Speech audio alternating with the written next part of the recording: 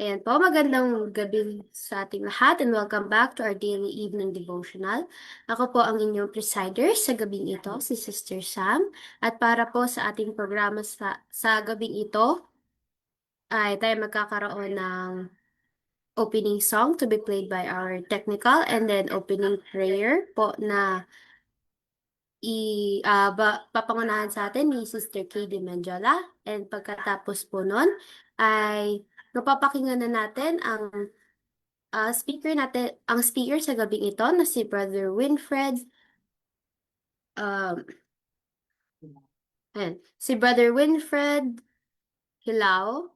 At pagkatapos po noon, kung may gusto po kayong i-share na insights, ay open po ang ating virtual stage para po sa inyong sharing. Kung may testimonies po kayo na connected sa ating devotional, ay welcome po kayo na mag-share. And then after po nun, ay tayo magkakaroon ng closing song and then closing prayer po to be led by our speaker. So, ayun po ang pagkasunod-sunod ng programa natin sa gabi ito. Kaya ngayon po tayo na ay dumako sa ating opening song.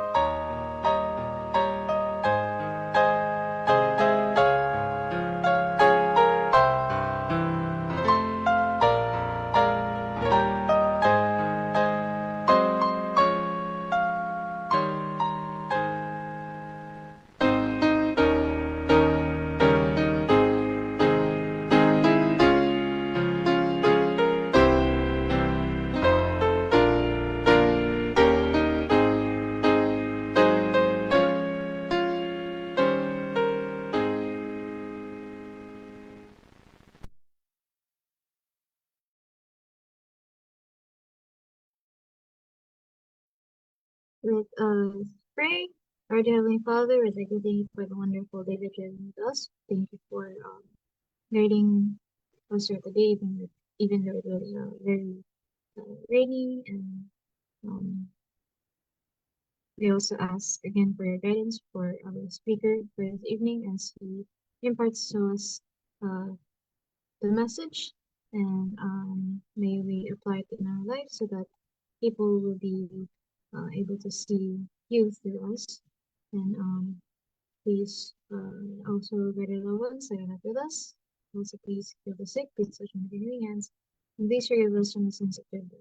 Thank you for always hearing and answering our prayers. In Jesus' name we pray. Amen.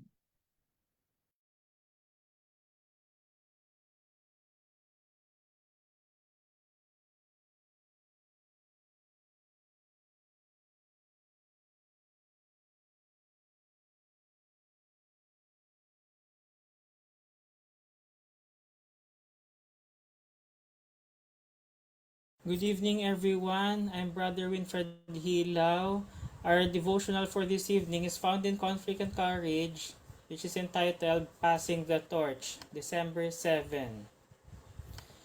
Our key text for this evening is found in 2 Timothy 4 verses 1 and 2, which says, I charge thee therefore before God, and the Lord Jesus Christ, who shall judge the quick and the dead at his appearing, and his kingdom.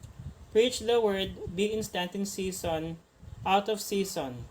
Reprove, rebuke, exhort with all long suffering and doctrine. So in the first paragraph, it says, in this, his last letter to Timothy, Paul held up before the younger worker a high ideal, pointing out the duties devolving on him as a minister of Christ. Paul bids him preach the word, not the sayings and customs of men, to be ready to witness for God whenever opportunity should present itself. Before large congregations and private circles, by the way and at the fireside, to friends and to enemies, whether in safety or exposed to hardship and peril, reproach and loss. In the second paragraph, fearing that Timothy's mild, yielding disposition might lead him to shun an essential part of his work, Paul exhorted him to be faithful in reproving sin and even to rebuke with sharpness those who were guilty of gross evils. Yet he was to do this with all long suffering and doctrine. He was to reveal the patience and love of Christ. In the third paragraph, to hate and reprove sin, and at the same time to show pity and tenderness for the sinner, is a difficult attainment. The more earnest our own efforts to attain to holiness of heart and life, the more acute will be our perception of sin, and the more decided our disapproval of any deviation from the right. We must guard against undue severity toward the wrongdoer, but we must also be careful not to lose sight of the exceeding sinfulness of sin. There is need of showing Christ-like patience and love for the erring one. But there is also danger of showing so great toleration for his error that he will look upon himself as undeserving of reproof. And in the last paragraph, with a growing contempt for God's law, there is an increasing distaste for religion, an increase of pride, love of pleasure, disobedience to parents, and self-indulgence. And thoughtful minds were everywhere are anxiously inquiring, what can be done to correct these alarming evils? The answer is found in Paul's exhortation to Timothy, preach the word. In the Bible are found the only safe principles of action. It is a transcript of the will of God, an expression of divine wisdom. So in summary, our devotional for this evening only teaches us as the believers of the present truth to pass on the work that God has entrusted to us, especially to our brethren in the SDA Church, because time will come that our physical presence in this sinful and corrupted world will not last long. The main objective of this is to continue God's work until His second coming. This is the only tradition that brethren should always do in every SDA church instead of personalizing the work that God has given us. So it is really crucial to share our talent to others that they may also benefit from it and they can contribute to the glory of God and His Son in heaven. So if you have personal reflections, especially in our brethren in the Zoom, you may freely share it, and especially to our brethren in the FB Live, please feel free to share your comments, and our brethren will in the Zoom will read it. So that's all, and God bless. Okay, good evening po sa ating lahat mga kapatid. So, Sister Sam, please allow me to share my reflection. So, isa sa mga reflection ko po dito sa ating program, sa ating devotional reading na binasa nga po, no? Ako, sa case ko, lalo na naging pianista ako for almost 2 decades sa pinakadati kong Pioneer Church around here in Quezon City. I will not mention it dahil alam kong hindi rin ako tatagal sa church na yon. So ipinasa ko yung talent ko sa papalit sa akin so that yung mismong nag-aaral din or yung kapatid din na yun mismo ay makinabang din sa talent na ginagamit ko, and might as well, tulad din yan eh, dito rin banda rin sa Quezon City, nagtuturo din na, pinapasa ko rin yung talent na natututunan ko sa isang student ko dito sa, ano no, sa Lagro area, sa isang condominium. Para sa ganun, magamit din niya itong talent na to lalo na sa mismong church nila dito rin sa Quezon City area. At sa ganun ay mas mag-glorify ang Panginoon at mas and God is rather glorified when we share our talents to others. Kasi gusto niya na marami din na makinabang sa gawain ito at marami din gusto rin niya na makinabang din ang lahat sa mismong talent na or yung kaloob na iginawad niya sa lahat para makatulong sa gawain lalo na patapos na yung panahon na ito. At saka yun nga, ah, 'di ba sinasabi na rin ng mga signs na around us na he is coming, 'di ba? Yung nangyaring earthquake recently, few months ago, tapos may nangyari ding mga bagyo, 'di ba? Corruption, 'di ba?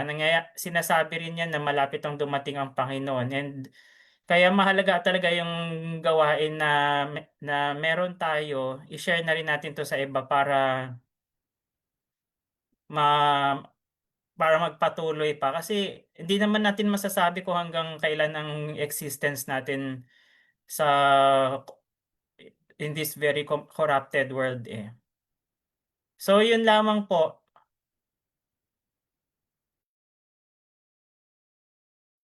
Ayan, so maraming salamat po, Brother Winfred, sa napakagandang mensahe na ibinigay niyo sa atin ngayong gabi. Na, ayun, balikan po natin muna yung devotional na ano nga po, na itong devotional ay sinasabi dito, isang reminder ni Paul kay Timothy na si Kristo nga po, o ang Panginoon ay i-judge niya ang lahat ng tao na kailangan nila magstay faithful sa ano nga po, sa salita ng Panginoon. So hindi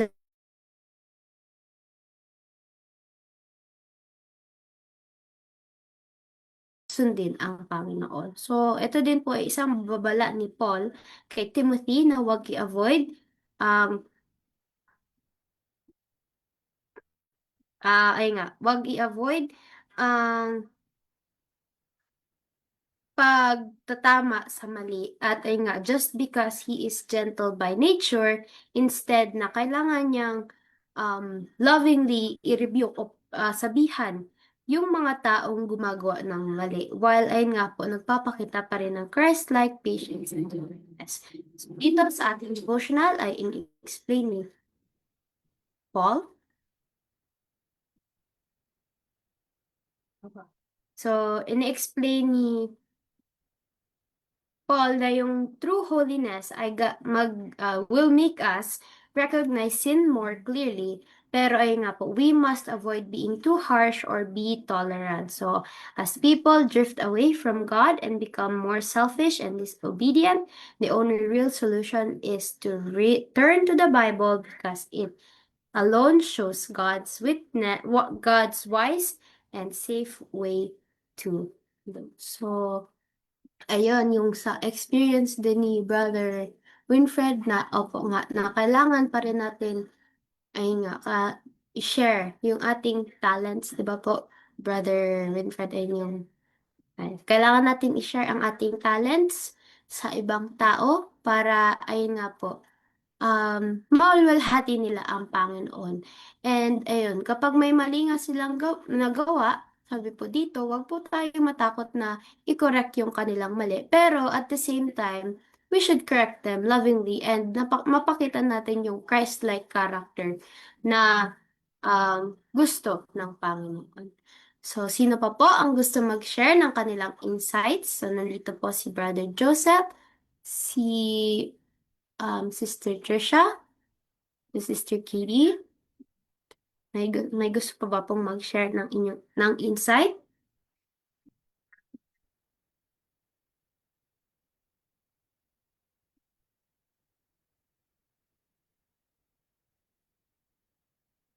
Ayan. So, kung wala naman po, may dagdag ko lang din naman tong maikli na memory verse. Nababasa po natin sa Titus chapter 2, verse 15.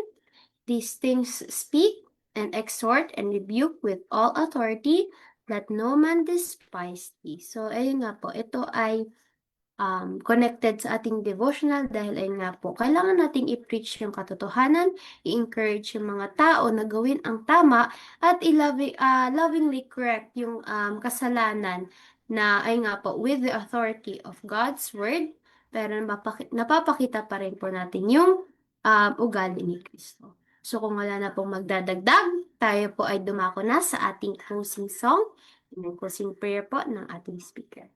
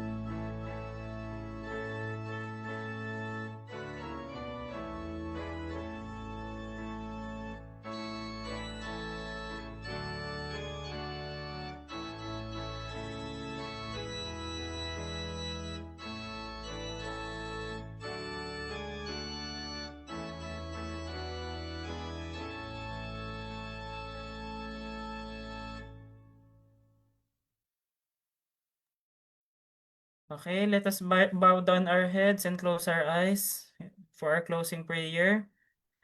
Our loving Father in heaven, we are so thankful for this evening sa devotional reading na we have studied this evening. Nawa po ay maging aral po ito sa amin upang sa church ay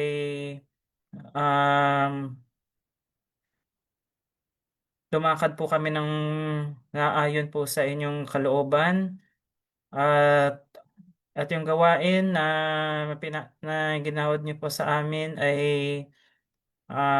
i-share din po namin to sa mga kapatiran na na kailangan po nito upang makinabang po sila sa inyong gawain, magamit din po sila. At syempre din po Lord,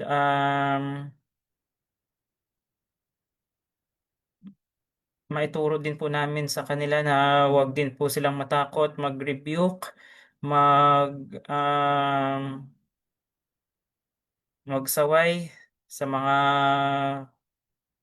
at mag-reprove po sa mga kamalian ng mga kapatid sa iglesia.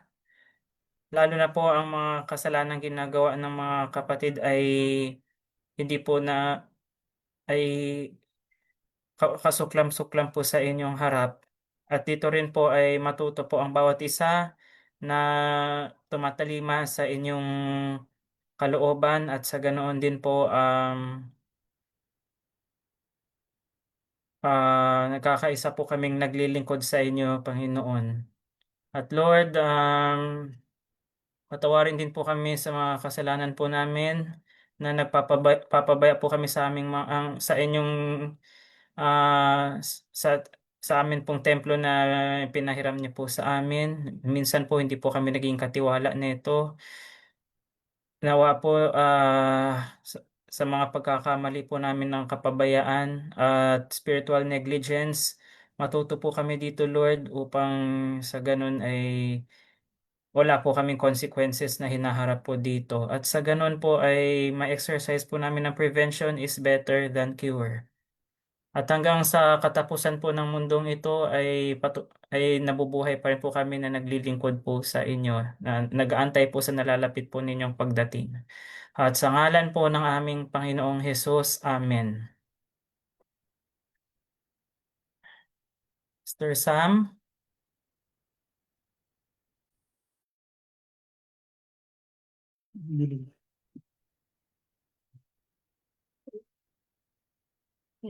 Ayan, so Ayan. So, maraming salamat po, Brother Winfred, sa pag-lead ng ating closing prayer and sa pag-share ng napakagandang mensahe sa gabing ito. And maraming salamat din po sa mga nakasama natin dito sa Zoom and sa mga nanonood po sa Facebook Live. Sana po ay masamahan nyo kami muli bukas ng umaga para po sa ating daily morning devotional and bukas po ng gabi para po sa ating daily evening devotional din. So, dito po nagtatapos ang programa natin sa gabing ito. Kaya once again po, good evening po sa ating lahat and God bless us all.